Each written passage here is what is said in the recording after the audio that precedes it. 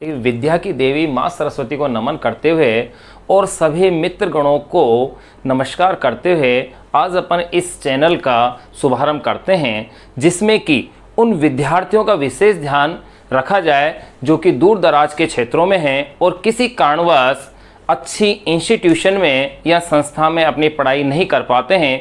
उन दूर दराज के क्षेत्रों के लिए इस चैनल का प्रारंभ कर रहे हैं। यहाँ सबसे पहले अपन इसके अंदर रीट लेवल सेकंड की बात करेंगे।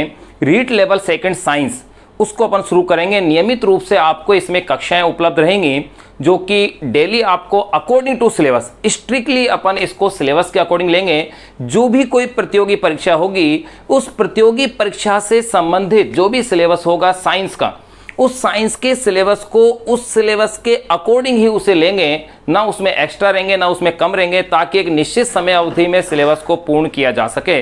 तो यहाँ अपन पहले जो शुरुआत कर रहे हैं वो है रीट लेवल सेकंड की, रीट लेवल 2। इस सिलेबस की अपन साइंस की बात कर रहे हैं। तो रीट लेवल सिलेबस 2 में अपन जो इसमें सिलेबस लेंगे उसके जो पार्ट हैं, देखिए इसके पार्ट है नंबर 1, पहला पार्ट है इसका फिजिक्स, सेकंड पार्ट इसमें लिया जाएगा केमिस्ट्री, और थर्ड पार्ट है इसके अंदर साइंस एंड टेक, यानी विज्ञान और प्रौद्योगिकी, यानी कि science and technology, second part, third part sorry. और जो फोर्थ पार्ट है इसके अंदर वो है बायोलॉजी, जीव विज्ञान। ये अपना सिलेबस है। ये 4 पार्ट हैं। इन 4 पार्ट के अंदर भी अगर अपन देखें तो फिजिक्स वाला जो पार्ट है इसके अंदर केवल 3 यूनिट अपने सिलेबस के अंदर है। फर्स्ट जो यूनिट है अपने पास इसमें वो है लाइट एंड साउंड,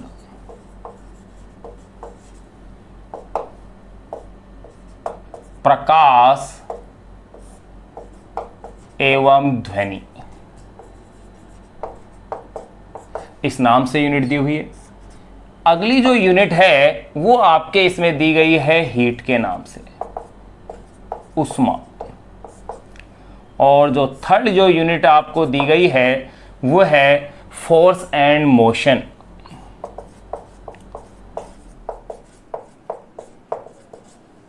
यानी कि बल एवं गति।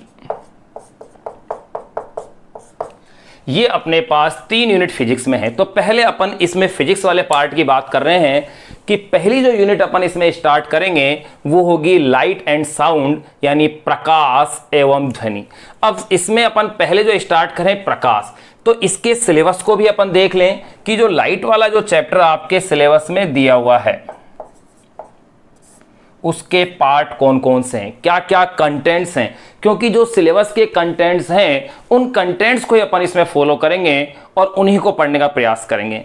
चैप्टर जैसे ही अपना एंड होता है इस पर बेस्ड जो क्वेश्चन होंगे ऑब्जेक्टिव टाइप से, उन क्वेश्चनों को डिस्कस इसमें करेंगे, उनको एक्सप्लेन करेंगे। तो देखिए प्रकाश वाला जो चैप्टर आपके दिया हुआ है इसके अंदर जो कंटेंट्स हैं उसमें सबसे पहला कंटेंट्स दिया हुआ है सोर्स ऑफ लाइट, यानी कि प्रकाश के स्रोत। एक कंटेंट्स अपन को दिया हुआ है प्रकाश के स्रोत। फिर नेक्स्ट जो कंटेंट्स अपन को दिया गया है वो है छायाओं का बनना, फॉर्मेशन ऑफ शैडो, छाया का बनना। फिर इसके आगे नेक्स्ट जो कंटेंट्स अपन को दिया गया है वो है प्रकाश का परावर्तन,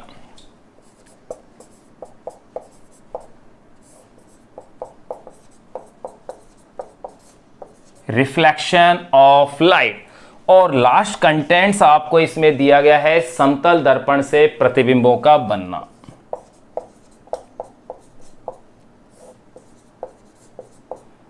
समतल दर्पण से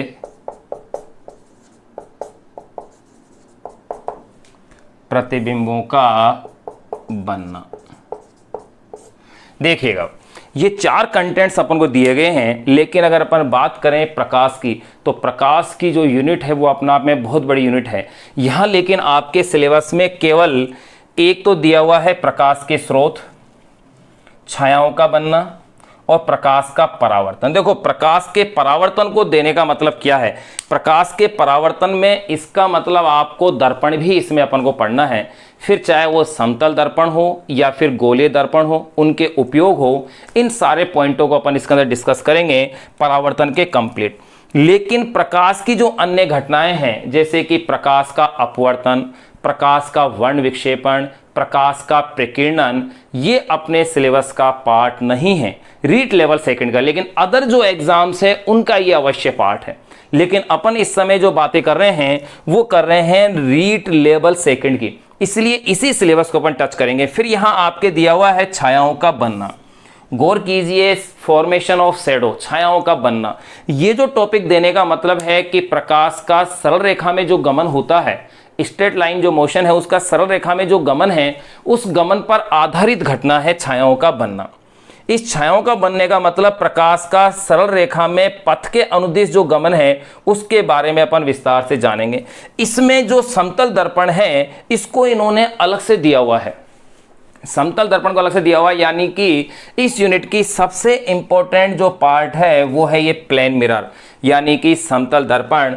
और इस टॉपिक में से पहले भी रीट लेवल सेकंड के एग्जाम में क्वेश्चन आ चुका है कि दो समतल दर्पण इतने एंगल पर रखे हुए हैं तो इनसे बनने वाले प्रतिबिंबों की संख्या कितनी होगी, इस प्रकार का एक क्वेश्चन पहले पूछा जा चुका है। और फिर संभावना बनती है कि इसी टॉपिक में से फिर से क्वेश्चन पूछा जाए। तो देखिए ये टॉपिक्स अपन इसमें डिस्कस करेंगे। सबसे पहले अपन इसमें बातें करेंगे, ये तो आप नोट कर लें कि आपके सिलेबस का पार्ट ये 4 टॉपिक हैं। इसके अलावा जो एक्स्ट्रा पार्ट हैं वो अपन इसमें चर्चा नहीं करेंगे, जैसे कि लेंस है, माइक्रोस्कोप है, टेलीस्कोप है यानी सूक्ष्मदर्शी, दूरदर्शी, ये अपने रीट लेवल सेकंड सिलेबस का हिस्सा नहीं है। अपन केवल जो सिलेबस का हिस्सा है उसी को डिटेल से, उसी को उस एग्जाम के अनुकूल, जो एग्जाम जिस लेवल की है उस एग्जाम के अकॉर्डिंग ही उसे अपन डिस्कस करेंगे। तो सबसे पहले जो अपन चर्चा करेंगे, हेडिंग अपन डालेंगे प्रकाश यानी कि लाइट। तो सबसे पहले जानेंगे कि लाइट है क्या, क्योंकि इसको सीक्वेंस से अपन पढ़ेंगे। मैं आपको सीक्वेंस बता दूं अपना सिलेबस का किस क्या क्रम रहेगा। लाइट वाले चैप्टर के बाद फिर अपन चर्चा करेंगे इसमें साउंड की, यानी कि ध्वनि वाला पढ़ेंगे, जिसमें से क्वेश्चन हर साल इसमें से क्वेश्चन आता है। फिर उसके बाद हीट यानी कि उष्मा वाला, फिर फोर्स एंड मोशन यानी बल और गति के बारे में पढ़ेंगे। फिर उसके बाद फिर साइंस एंड टेक्नोलॉजी, विज्ञान एवं प्रौद्योगिकी वाला पार्ट अपन इसमें पूरा करेंगे, जिसमें आपके सोलर सिस्टम दिए हुए हैं। इसके अलावा आपके इसमें पॉलीमर्स भी आपके सिलेबस में दिए हुए हैं साइंस एंड टेक्नोलॉजी में। और इसी पार्ट के अंदर आपके अल्ट्रासाउंड जैसी कुछ मशीनें हैं वो भी आपके दी हुई हैं, जिनको भी अपन इसके अंदर आगे पढ़ेंगे। तो सबसे पहले अपन जो इसमें शुरुआत कर रहे हैं रीट लेवल सेकंड के अंदर वो है लाइट, प्रकाश की।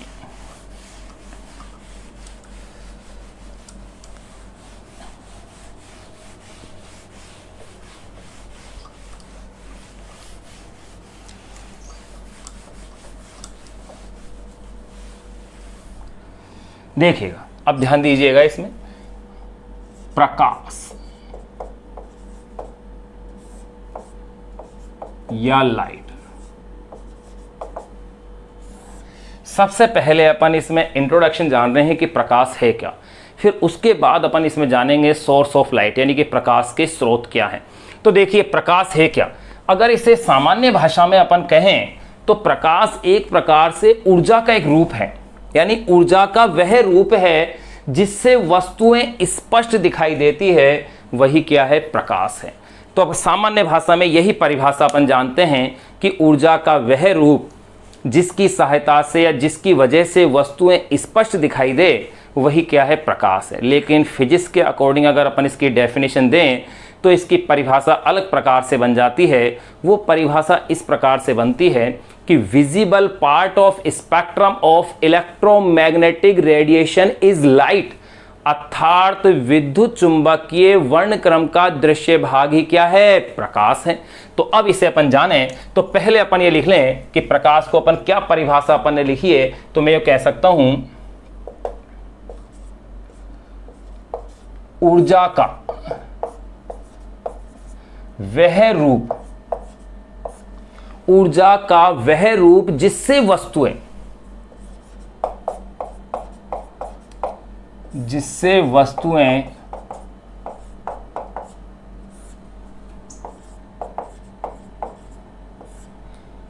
स्पष्ट दिखाई देती हैं, जिससे वस्तुएं स्पष्ट दिखाई देती हैं।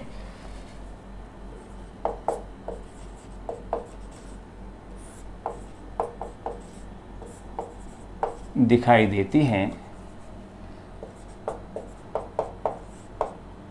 प्रकाश कहलाता है।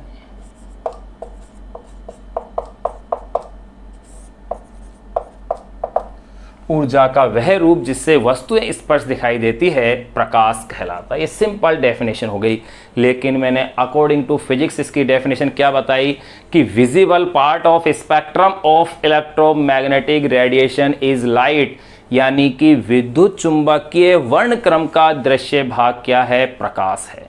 तो पहले अपन इस परिभाषा को लिखें जो कि मेन डेफिनेशन बनती है।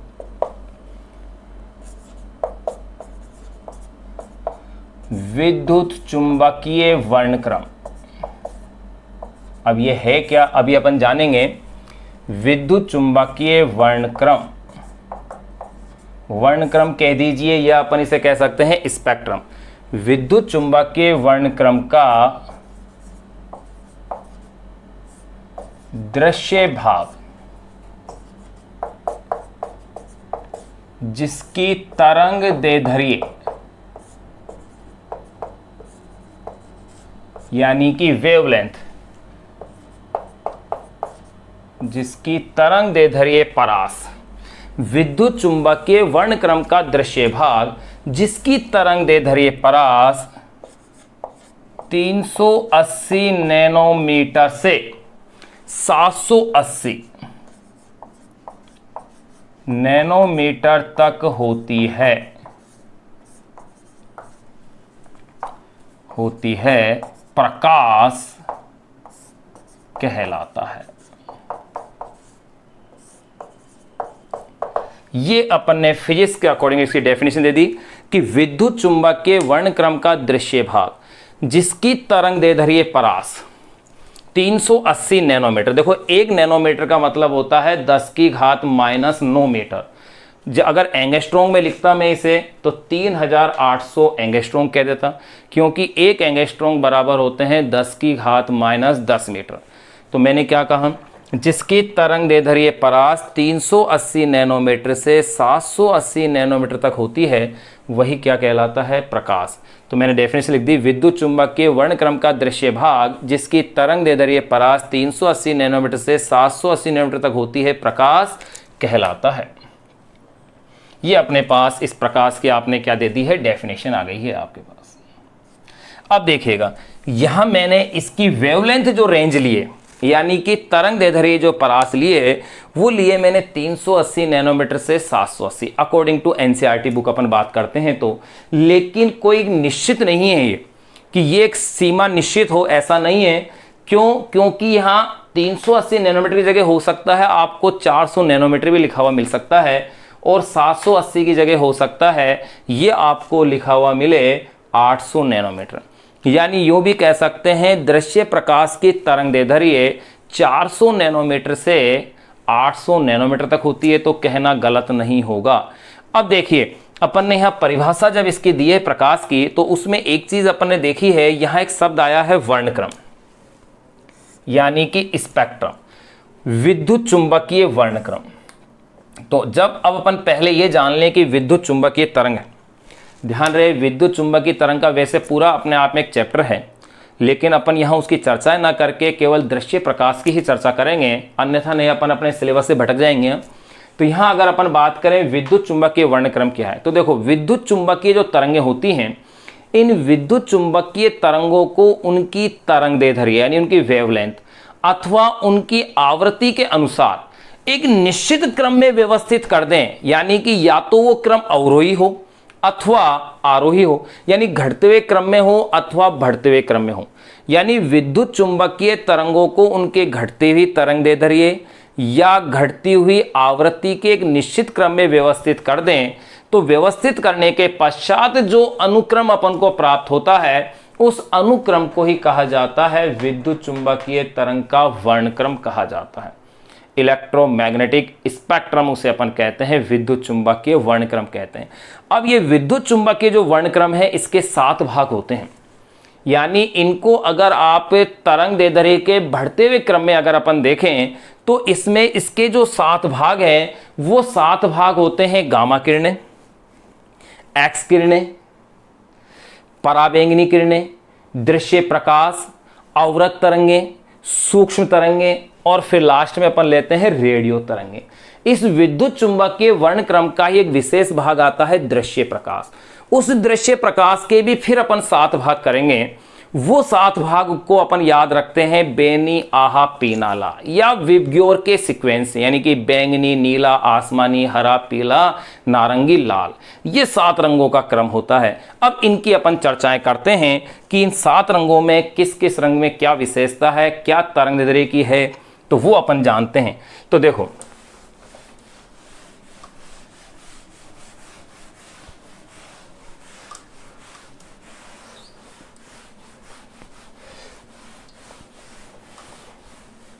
तो सबसे पहले जहां इसमें से इजीली जो जनरली कंपटीशन एग्जाम के लिए क्वेश्चन बन जाता है वो सबसे अच्छा क्वेश्चन बनता है इनकी तरंग दैर्ध्य या आवृत्ति का घटता अथवा बढ़ता हुआ क्रम। तो देखिए, इसमें अगर विद्युत चुंबकीय वर्णक्रम की बात करूं तो इसे इस क्रम से याद रखा जा सकता है ताकि अपने पास कंफ्यूज ना हो। इस क्रम से G X U V, G X U V I M R, इस सीक्वेंस से आप इसे याद रख सकते हैं विद्युत चुंबकीय वर्णक्रम को। यहां इसका मतलब क्या है? G का मीन्स है गामा रेज यानी कि गामा किरणें, X का मीन्स है एक्स रेज यानी कि क्षय किरणें या एक्स किरणें, U का मीन्स है अल्ट्रा वायोलेट रेज अर्थात पराबैंगनी किरणें, या इसे कह सकते हैं पराबैंगनी किरणें या यूं कह सकते हैं शॉर्ट में यूवी रेज। V का मीन्स है विजिबल लाइट यानी कि दृश्य प्रकाश, I का मीन्स है इंफ्रारेड अवरक्त तरंगें, M का मीन्स है माइक्रोवेव्स यानी कि सूक्ष्म तरंगें और R का मीन्स है रेडियो वेव्स। तो इनको अपन यहां साइड में लिख लेते हैं कि कौन किस क्रम से है। तो देखिए, यहां G का मीन्स है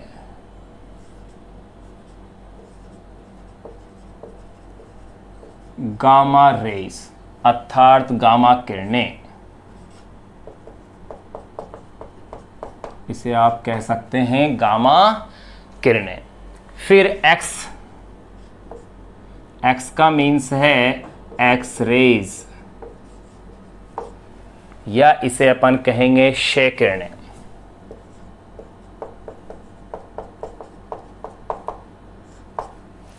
फिर आता है U, इसे कहते हैं यूवी रेज अथवा इसे कहते हैं अल्ट्रा वायलेट रेज यानी कि पराबैंगनी किरणें। फिर नेक्स्ट पार्ट आता है V का मीन्स है विजिबल लाइट अर्थात दृश्य प्रकाश, जिसके बारे में कि अपन इसके अंदर पढ़ेंगे। I का मीन्स है इंफ्रारेड अर्थात अवरक्त तरंगे, इंफ्रारेड वेव्स, अवरक्त तरंगे। फिर आता है M का मीन्स है माइक्रोवेव्स अर्थात सूक्ष्म तरंगे। फिर आता है R का मीन्स है रेडियो वेव्स यानी कि रेडियो तरंगे। तो देखिए, मैंने क्या कहा, विद्युत चुंबकीय वर्णक्रम है, उसके ये 7 भाग है, 1 2 3 4 5 6 7। सातों भागों के नाम क्या हैं? G का मीन्स है gamma rays, X rays, UV rays, ultraviolet rays, visible light, infrared, microwaves और फिर रेडियो वेव्स यानी कि रेडियो तरंगे। ये 7 भाग हैं। आप एक बार इन 7 भागों को आप नोट कर लें, फिर इसे मैं बोर्ड को थोड़ा रफ करके फिर इसके चार्ट के रूप में अपन इसे लिखें। तो देखिए मैंने 7 पार्ट के आपको नाम लिख दिए हैं। गामा रेज यानी गामा किरणें, एक्स रेज एक्स किरणें, UV rays, visible light, infrared, microwaves और रेडियो वेव्स। जब अपन विद्युत चुंबकीय तरंग का चैप्टर किसी कंपटीशन एग्जाम के लिए पढ़ेंगे जिसमें होगा, तब इन 7 भागों की विस्तार पूर्वक चर्चा करेंगे कि इनकी उत्पत्ति के स्रोत क्या हैं, इनकी वेवलेंथ रेंज क्या है, इनकी एनर्जी रेंज क्या है, इनकी फ्रीक्वेंसी रेंज क्या है, इनके यूजेस क्या क्या है, कहाँ कहाँ है। लेकिन रीड लेवल सेकंड सिलेबस की बात करें तो वहाँ केवल एक ही पार्ट आ रहा है और वो है विजिबल लाइट, यानी इसी के बारे में पढ़ना है। और इसकी भी पूरी घटना है अपने सिलेबस में नहीं है, केवल छायाओं का बनना और परावर्तन, विशेषकर यही घटना अपने दे रखी है। और एक टॉपिक और छोटा सा दे रखा है, वो है सोर्स ऑफ लाइट यानी कि प्रकाश के स्रोत। केवल इन्हीं बिंदुओं की चर्चा करेंगे अपन यहाँ पर। यहाँ तो केवल अपन ने इनके केवल नाम लिखे हैं। अब देखिए भाई,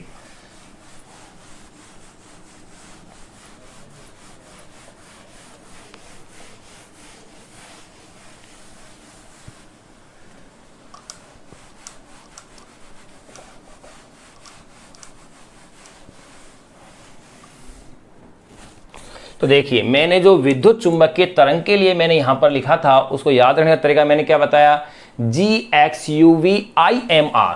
मैं वापिस से इसे लिख रहा हूं यहां, GXUVIMR। इस सीक्वेंस से आप इन्हें याद रखिएगा, GXUVIMR।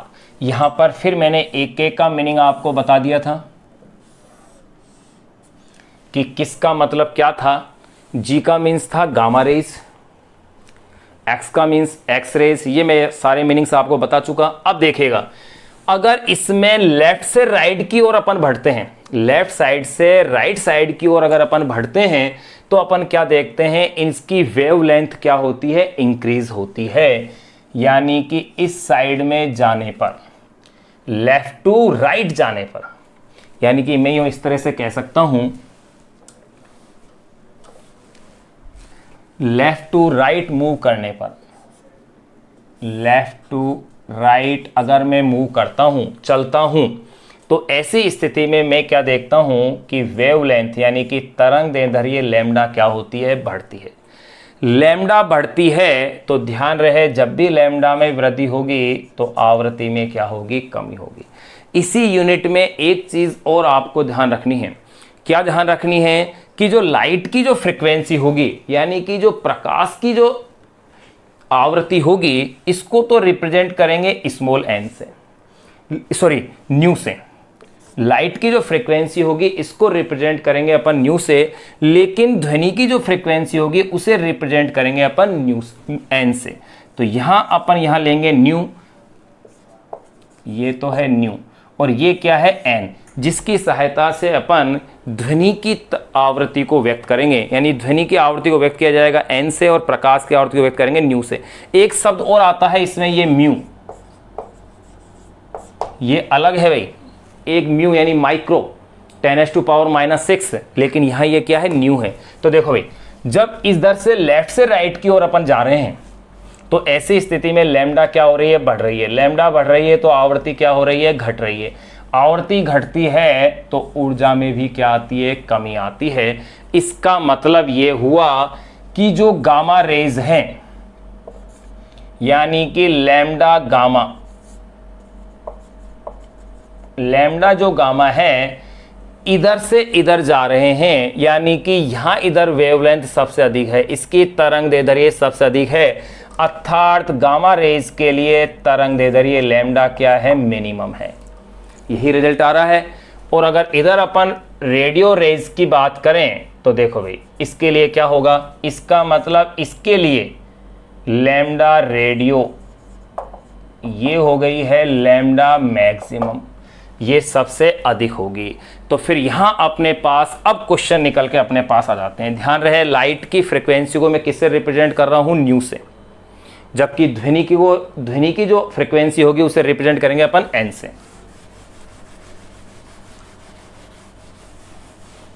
तो देखिएगा, अब यहां पर एक चीज गौर करने की है, अगर इसकी तरंग दैर्ध्य मिनिमम है, अगर इसकी तरंग दैर्ध्य मिनिमम है, इसका मतलब इसकी आवृत्ति क्या होगी, मैक्सिमम। आवृत्ति न्यू यानी फ्रीक्वेंसी मैक्सिमम होगी भाई। इधर से इधर जाने पर लैम्डा क्या हो रही है, बढ़ रही है, यानी कि सबसे कम जो लैम्डा है इसकी है, तो आवृत्ति अधिकतम है, तो इसके लिए ऊर्जा ये भी क्या होगी, मैक्सिमम होगी। आवृत्ति में, ऊर्जा में और तरंग दैर्ध्य में क्या संबंध है, इसे अपन प्लांक के क्वांटम सिद्धांत की सहायता से जानते हैं, कई चैप्टरों के अंतर्गत पढ़ते हैं, और वो रिलेशन ये है जिसको अपन साइड में बात कर रहे हैं। देखो, प्लांक के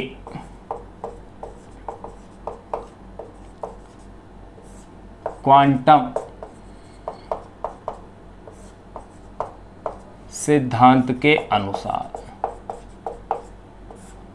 अगर प्लांक के क्वांटम सिद्धांत के अनुसार ये कहते हैं कि विकिरण के लिए जो उसकी ऊर्जा है वो उसकी आवृत्ति के क्या है, समानुपाती होती है। विकिरण की जो ऊर्जा है वो उसकी आवृत्ति के क्या है, समानुपाती है। और जैसे ही अपन इस प्रोपोर्शनल के साइन को हटाते हैं, एक नियतांक h लग जाता है, और ये आपके पास फॉर्मूला आ जाता है। यहाँ जो नियतांक h है, इस h को कहा जाता है प्लांक नियतांक, और इसकी भी वैल्यू निश्चित होती है, ये होता है अप्रॉक्स 6.62। कहीं कहीं ये 6.63 भी लिखा मिलेगा, तो इसमें कंफ्यूज होने की आवश्यकता नहीं है। अकॉर्डिंग टू न्यूमेरिकल इसे अपन यूज कर लेते हैं। 6.62 इंटू 10⁻⁻34, और इसकी यूनिट होती है जूल इंटू सेकेंड। ये प्लांक नियतांक का मान है। अब इसी में एक चीज ध्यान दें, न्यू आवृत्ति है। आवृत्ति और तरंग दैर्ध्य के मध्य जो संबंध है वो इस प्रकार का होता है, चूंकि nu is equal to c upon में लैम्डा। सी यहाँ पर प्रकाश की चाल होती है, यानी प्रकाश का वेग होता है, और लैम्डा उसकी है तरंग दैर्ध्य है। तो देखिए, चूंकि nu is equal to c upon में लैम्डा, इसलिए ई इज इक्वल टू, अब मेरे पास फॉर्मूला क्या बन जाएगा, एच तो एच है, न्यू के स्थान पर क्या बन जाएगा, सी अपॉन में लैम्डा। तो देखो, फाइनली मैं यूँ कह सकता हूँ, अतः E is equal to h nu is equal to h c upon में लैम्डा। यहाँ ये चीज़ अपने आप क्लियर हो गई कि जहाँ पर लैम्डा कम होगा वहाँ पर न्यू क्या होगी, ज़्यादा होगी। न्यू ज़्यादा होगी तो वहाँ ऊर्जा भी क्या होगी, ज़्यादा ही होगी। यानी कि यहाँ पर इसके लिए जो गामा रेज है, इसके लिए मिनिमम तरंग दैर्ध्य होगी, तो इसकी आवृत्ति अधिकतम होगी, ऊर्जा भी अधिकतम होगी। इन सातों में अगर बात करें, और अगर मैं इसकी बात करता हूँ रेडियो वेव्स की, लैम्डा मैक्सिमम है, इसका मीन्स इसकी आवृत्ति यानी फ्रीक्वेंसी क्या होगी, मिनिमम। या यूँ कह सकता हूँ, आवृत्ति मिनिमम है तो इसकी ऊर्जा भी कैसी होगी, मिनिमम होगी। यहाँ अपन ने ये बातें इसकी कर ली है। फिर अब इस भाग की अपन बात करेंगे इसके अंदर। यहाँ तो मैंने विद्युत चुंबकीय वर्णक्रम की बात कर ली कि लेफ्ट से राइट अगर अपन बढ़ रहे हैं, लेफ्ट से राइट अगर अपन बढ़ रहे हैं इस दिशा से इस दिशा में, तो लैम्डा क्या हो रही है, बढ़ रही है। यानी कि यो जाने पर, इस तरह से जाने पर आप क्या देख रहे हैं कि तरंग दैर्ध्य के मान में क्या हो रही है, वृद्धि हो रही है। यानी कि सबसे अधिक तरंग दैर्ध्य रेडियो वेव्स की है और सबसे कम किसकी है, गामा रेज की है। ये आपने इसके अंदर देख लिया था। अब अपनी बात होगी इसके अंदर विजिबल लाइट की, क्योंकि मेनली आपको इसके अंदर ये पढ़ना है दृश्य प्रकाश। विजिबल जो लाइट है, दृश्य प्रकाश, इसके भी 7 भाग हैं। अब वो 7 भाग कौन कौन से हैं देखिएगा।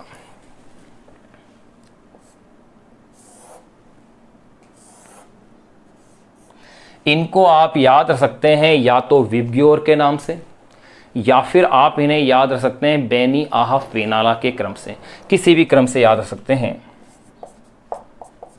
बेनी आहा पीनाला, यानी कि बैंगनी, नीला, आसमानी, हरा, पीला, नारंगी, लाल, 7 रंग हैं इसमें भी।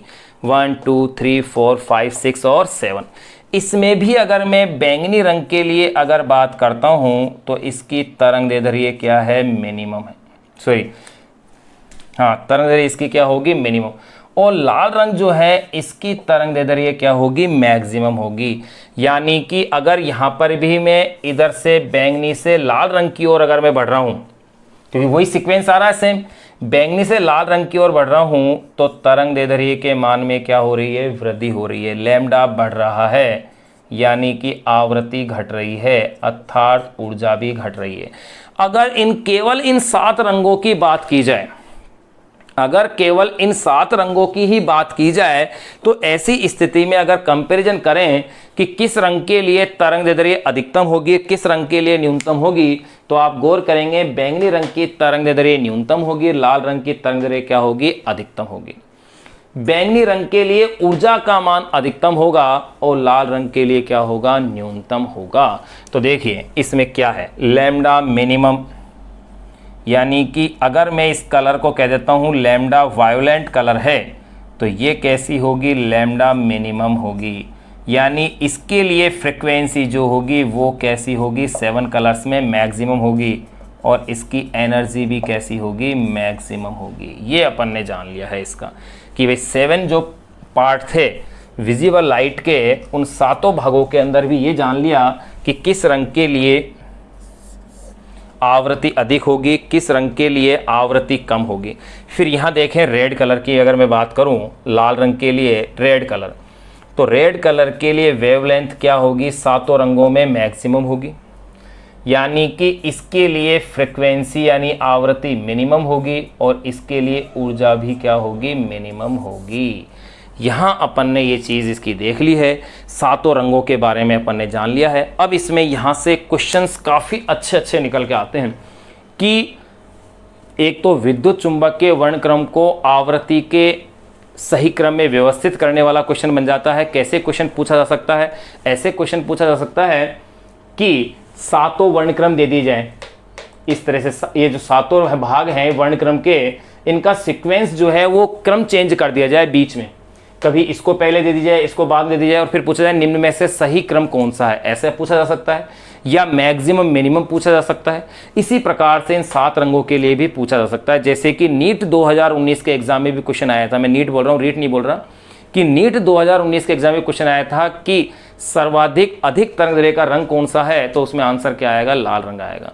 ठीक उसी प्रकार से मिनिमम पूछ लिया गया होता तो बैंगनी रंग के लिए आता, लेकिन वर्णक्रम में पूछें तो मिनिमम गामा रेज के लिए आएगा और मैक्सिमम किसके लिए आएगा, रेडियो तरंगों के लिए आ जाएगा। अब देखिए यहां इसके अंदर एक क्वेश्चन जो कि एलडीसी के एग्जाम में आया हुआ है और काफी कंट्रोवर्सी रहा है, और वो क्वेश्चन पूछा गया था कि माध्य रंग माना जाता है, उसके अंदर हरा रंग भी दिया हुआ था, पीला रंग भी दिया हुआ था और भी अन्य दूसरे रंग थे। तो देखिए अगर जनरली स्टूडेंट अगर नहीं पढ़ा हुआ होता है, ज़्यादा नहीं जाना हुआ होता है, तो उसकी स्थिति में वो क्या सोचता है कि बैंगनी नीला आसमानी, पीला नारंगी लाल, इनके मध्य का हरा रंग है, तो माध्य रंग को वो आंसर देगा इसमें हरा रंग। लेकिन जबकि वास्तव में माध्य जो रंग होता है वो होता है पीला रंग। क्यों होता है, उसके 2-3 कारण अपन जाने, स्पष्ट करें इस चीज़ को कि भाई पीला जो रंग है ये बैंगनी आसमानी हरा, यहाँ ये जो पीला रंग है, ये पीला जो रंग है ये इस स्पेक्ट्रम को, यानी कि श्वेत प्रकाश का जो स्पेक्ट्रम होता है उसको एक्चुअल में 2 समान भागों में बांटता है। कौन से, देखो इधर के भाग को बांटता है नीले प्रकाश के रूप में, बैंगनी नीला आसमानी, और ये बांटता है इधर वाले भाग में नारंगी और लाल, यानी कि लाल वाले ग्रुप में, और इधर बांट रहा है ये किसमें, नीले वाले ग्रुप में, पीला प्रकाश। इसके अलावा अगर मैं और बात करूं, इसकी चर्चा करूं, तो जो पीला प्रकाश है इसे मैं कह रहा हूं माध्य। ध्यान रहे पीला प्रकाश ही कैसा रंग माना जाएगा अपने पास, माध्य रंग माना जाएगा। मैं इसे लिख देता हूं माध्य रंग, यानी कि पीला रंग।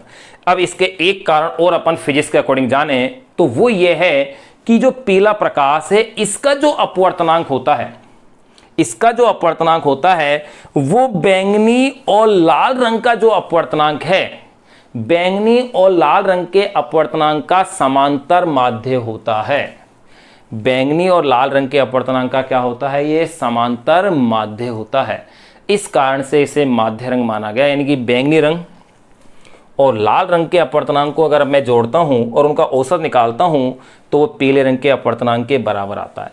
या एक दूसरा कारण और है जो इस चीज को स्पष्ट करता है कि पीले प्रकाश की जो फोकस दूरी होती है, पीले रंग के प्रकाश के लिए अगर अपन फोकस दूरी की बात करें तो वो बैंगनी और लाल रंग का जो प्रकाश है उनकी फोकस दूरी का गुणोत्तर माध्य होता है। तो ये दो कारण हैं कि पीले प्रकाश को माध्य रंग माना गया है। देखो रंगों का जो कलर जो कॉम्बिनेशन है वो अपने सिलेबस में नहीं है, यहां तो अपन केवल प्रकाश का इंट्रोडक्शन ही अपन जान रहे हैं अभी। तो देखो इस चीज को मैं इधर साइड में लिख देता हूं, जब तक आप इसे नोट कर लें और इसका स्क्रीनशॉट भी ले सकते हैं।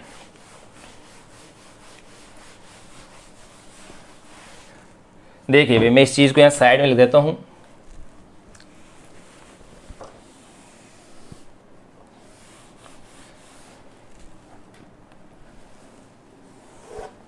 यहां साइड लिख देता हूं कि माध्य रंग कैसा रंग है? पीला रंग।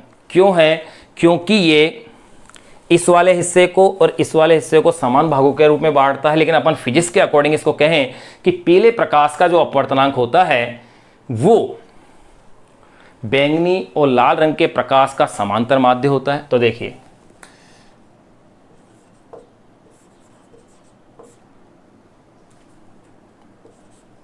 माध्य रंग के रूप में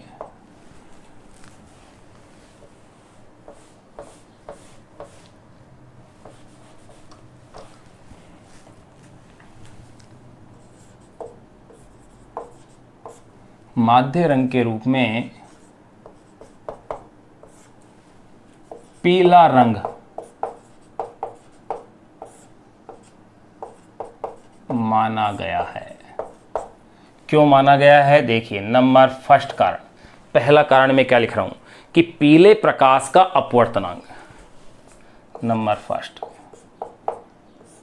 पीले प्रकाश का अपवर्तनांक।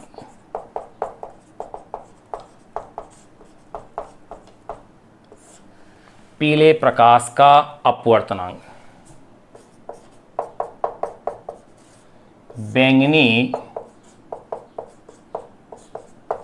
वे लाल रंग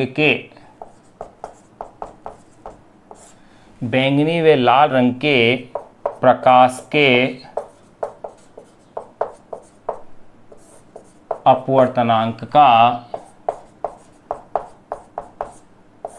अपवर्तनांक का समांतर माध्य होता है। पहला कारण यह है, पीले प्रकाश का अपवर्तनांक बैंगनी व लाल रंग के प्रकाश के अपवर्तनांक का क्या होता है? समांतर माध्य होता है। अर्थात जो बैंगनी रंग के प्रकाश का अपवर्तनांक है, मैं इसे रिप्रेजेंट कर रहा हूं म्यू वाई से। ये जो म्यू वाई होगा ये म्यू वी, वाई का मतलब येलो कलर और वी का मतलब वायोलेंट बैंगनी प्लस रेड कलर अपॉन में 2, इनका कैसा है? समांतर माध्य है। दूसरा जो कारण मैं इसमें लिख रहा हूं कि ये जो है पीले प्रकाश की फोकस दूरी, बैंगनी रंग के प्रकाश की फोकस दूरी और लाल रंग के प्रकाश की फोकस दूरी का क्या है? गुणोत्तर माध्य है। यानी कि यूं भी कह सकता हूं एफ वाई का मतलब येलो कलर और एफ का मतलब फोकल लेंथ। यानी कि जो फोकस दूरी है पीले रंग के प्रकाश की वो वायोलेंट कलर की जो फोकस दूरी है एफ वी और लाल रंग के लिए जो फोकस दूरी है एफ आर, इनका कैसा है? गुणोत्तर माध्य है।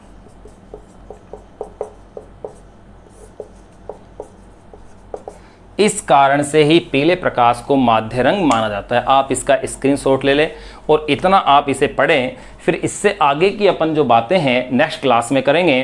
चैनल को लाइक एंड सब्सक्राइब करना ना भूलें और इसको एज इट ऐसे कैसे आप एक बार नोट कर लें।